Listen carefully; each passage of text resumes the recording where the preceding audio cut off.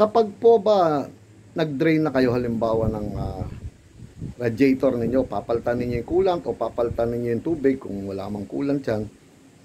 Tapos dinrain ninyo, totally empty yung makina, no? Wala nang laman yung radiator. Tapos siyempre pupunuin ninyo ng tubig ulit. Paanda rin ng konti. Pag nakita na puno na, tatakpan na lang po basta-basta yung radiator cap. Hindi po pwede yung ganun mga ka-vloggers. Parang ganito lang yan eh. Tingnan, panoorin po ninyo to mga ka-vloggers. Halimbawa ko lang po sa isang lalagyan na plastic empty bottle na isang soft drinks. Panoorin po ninyo. So ito po mga ka-vloggers, para mas maintindihan ninyo yung ibig ko po sabihin, no. Meron tayong empty bottle o plastic bottle ng isang kilalang soft drinks, no. Tapos tubig. Kapag ito, alam naman ninyo yan eh. Kapag po ito, pinilit ninyo lagyan ng tubig, punuin, eh wala siyang breather sa likod. Siyempre, hindi mang butas to. Hindi ninyo siya mapupuno. Magkakaroon ng pressure sa loob. Tapos, nakulong yung pressure, tatakpan na ninyo halimbawa yung radiator ninyo. Lalagay na ninyo yung cap. Nandun sa loob po yung hangin saka yung konting tubig na nailagay nyo. Parang ganito nga po yun. Tingnan ninyo mga ka-vloggers ha. Lalagyan ko ng tubig. Oh. Pero maya maya may pressure. Ayun ang lakas. Oh, hindi ninyo mapupuno. Ayan mababasa na ako. Oh. Yun ang ibig ko sabihin sa inyo mga ka-vloggers. Kapag nakulong po yung pressure doon sa loob, yung hangin, hindi ninyo mapupuno ng tubig yung radiator ninyo. Tapos lalagay na ninyo yung cap. Anong mangyayari? Yun ang dahilan kung bakit iinit po ang makina ninyo. Hindi ninyo alam, nakalagay yung cap, may pressure sa loob, nag-overheat. Pati ang aircon ninyo high pressure. Yun ang gusto ko pong ipakita sa inyo mga ka-vloggers. Panoorin po ninyo tong vlog na to. Napakahalaga po nito. Mga ka-vloggers, welcome po sa akin channel. Sana'y magustuhan po ninyo yung video na ito. Paki-like, share, and subscribe na lang po mga ka-vloggers. Eto na naman po ang aking pinakabagong vlog. Hello mga ka-vloggers! Welcome po sa aking channel, ang Ferdy's Vlog. Kumusta na po kayo mga ka-vloggers? Hindi ko inaakala o hindi ko akalain na mag-iisang buwan na pala na wala akong vlog para sa inyo. Pasensya na po at masyado lang po tayong busy mga ka-vloggers, no? So ngayon, may naisip ako na i-vlog sa inyo. Kala ko nagawa ko na rin kayo nito nung araw. So napakahalaga po kasi nito mga ka-vloggers na lahat ng sasakyan, no? So kada mag-aalis kami ng halimbawa sa mga customer o sarili ko sasakyan, kapag nagtanggal ako ng tubig sa radiator, lagi pong nangyayari itong ganito mga ka-vloggers. Ano nga po ba yun? Gaya nung pinakita ko doon sa panimula mga ka-vloggers, yung natatrap po yung hangin sa loob ng makina mga ka-vloggers. Akala ninyo, halimbawa ganito nag-drain kayo. Halimbawa, ayan, dinrain ninyo yung tubig ng radiator. O tinanggal ninyo yung mga hose, o nagpalinis kayo radiator, o lalo na, kunyari, nagpalinis sa radiator, siyempre kalas yan. O nagpapalit kayo ng coolant, ganon. Ubus din yan. So once mga ka-vloggers halimbawa, siyempre pupunuin ninyo ng tubig pag ibabalik na, naikabit na ninyo yung mga hose, naikabit na lahat sa madaling salita. Lalagyan na ninyo ulit ng tubig ang radiator. So alam naman ng mga may sasakyan yan mga ka-vloggers, no? Lagyan natin ng tubig muna to. Para lang, gusto ko lang pong maintindihan ninyo maigi mga ka-vloggers kung ibig ko sabihin. Dahil madalas, nagpalinis nga kayo ng radiator. O nagpalit na kayo ng coolant, puro coolant. O kahit na ano pa, kahit puro tubig lang nilagay ninyo.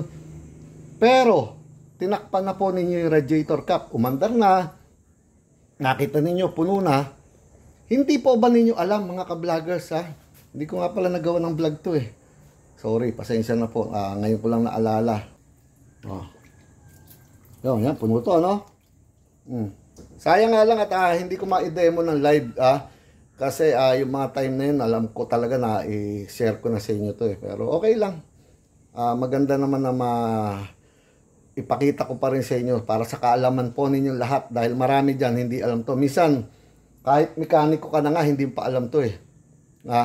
Marami pong mekaniko, siguro sabihin na natin halimbawa sa percentage na out of 100 na mekaniko, baka 5 lang nakakaalam. Ganon mga ka-vloggers. Ano pa yung mga car owners dyan, di lalong walang alam, di ba? So gusto ko pong i-share sa inyo lahat to.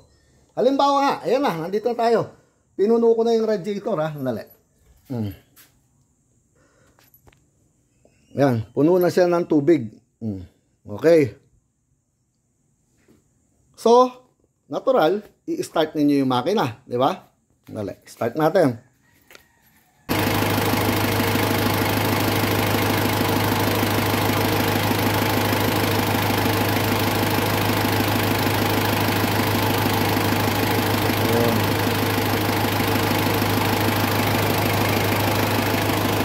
Under observation lang siya.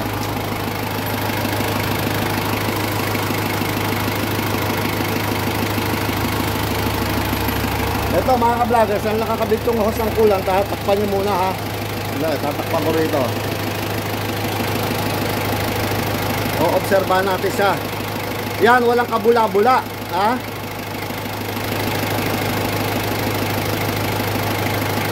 Pero, pag bagong palit, bagong kalas yan, dinrain nyo, maraming bulaya mga ka-vloggers. Bubulaya, susuka na susuka pa yan dito. After niya sumuka, doon pala niya kukunin yung tubig na nandyan. Kaya ako muna to dali.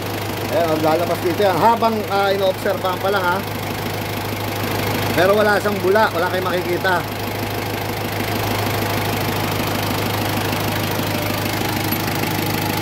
Ay sa loob, wala.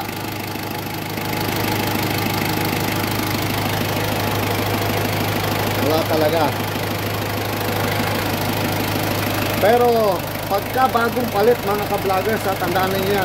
Basta dinrain ninyo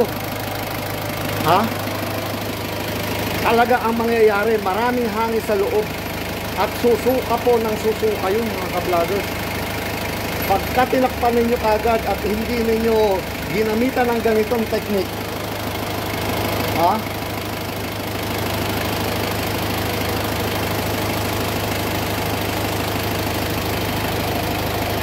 ayan gumawa po ako nitong mga ka-vloggers. Ayan nasakto sa radiator cap at sakto sa mga empty na lalagyan ng mga soft drinks ngayon sigurado ako na itong radiator natin punong-puno po talaga ng tubig mga ka-vloggers. Pagto na itong cap nya, turbol na yan. Tayo ko na yung makina ulit. Mga ka-vloggers, sinare ko lang sa inyo to dahil talagang napakahalaga po nito.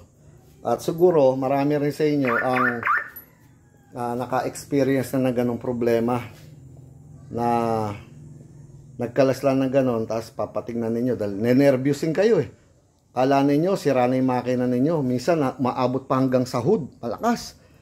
Pagka inobserbahan ninyo na nakabukas na ganon, sasabihin naman ng iba, takpan mo na. Pag tinakpan mo nga na hindi nyo napakalma, anong mangyayari? Mag-overheat kayo o iinit yung makina ninyo mga ka-vloggers. Yun ang ibig ko lang sabihin sa vlog na to. Sandali. So mga ka-vloggers, sinare ko lang po sa inyo tong vlog na to. Dahil alam ko na marami sa inyo ang nadali na ng ganitong problema.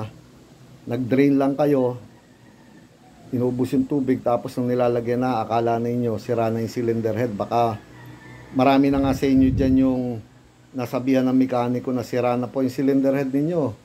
O, sira na yung gasket, bubuksan na yung makina ninyo. Pero sa totoo mga ka-vloggers, hindi pa sira yun. Nakulong lang po yung hangin doon sa loob ng makina nung sinarado na ninyo. Na ang dapat sana, mabibleed ninyo o matatanggal muna yung hangin bago talaga isarado yung radiator cap. Kasi once, ulitin ko pag in-empty ninyo, nilagyan ninyo yung coolant o tubig, pinaandar ninyo yung makina, sa una wala pa yan, stable. Pero once umiinit-init na yung makina, gusto nang bumukas yung thermostat, nakabukas naka-open, wala pa yung cap huwag nyo ilalagay. Makikita ninyo parang alon ng tubig yan, umiibabaw, nilalabas, sinusuka niya yung nasa loob ng radiator. Ang kasunod nun, makikita ninyo tumataas na yung bubbles, tapos may pressure na, tataas, aakit hanggang hood, ganun. Nenervyusin kayo, alam nyo sira na yung makina ninyo. Pero sa totoo lang mga ka-vloggers, merong hangin do sa loob na hindi ninyo alam at hindi rin tuturo sa inyo at minsan hindi rin alam ng mga mekaniko yon. Ang alam lang nila dyan, tanggalin kagad yung cylinder head gasket o palteng gasket. Pagbalik gano'n na naman, meron na naman gano'n mga ka-vloggers. Kaya ko isineshare sa inyo to. Kaya gumawa ako ng ganitong gamit mga ka-vloggers. Ayan lang. Simple.